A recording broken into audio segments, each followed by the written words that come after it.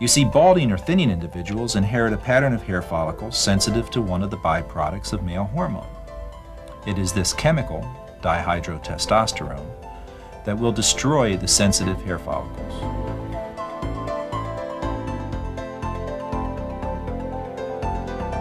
At puberty, the testosterone level rises, and the sensitive hair follicles begin to deteriorate. Over a period of years, the follicle produces finer, shorter hairs, and eventually stops producing hair completely. So, individuals inherit a pattern of sensitive hair follicles. But those follicles outside the pattern, on the back and sides of the head, are not sensitive to the hormone and remain strong and productive throughout the person's lifetime.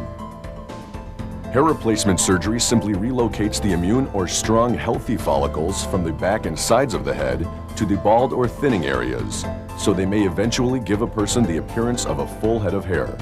We call this region of immune hair follicles that are programmed to last a lifetime the donor area.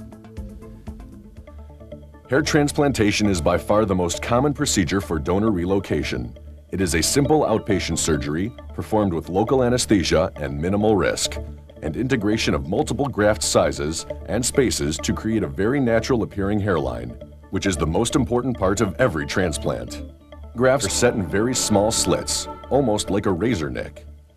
When healed, they appear tapered front and back, and the hairs are not clustered in an unnatural manner. Because the grafts and the procedure are so refined, they heal faster, and there is nearly a 100% yield of hair.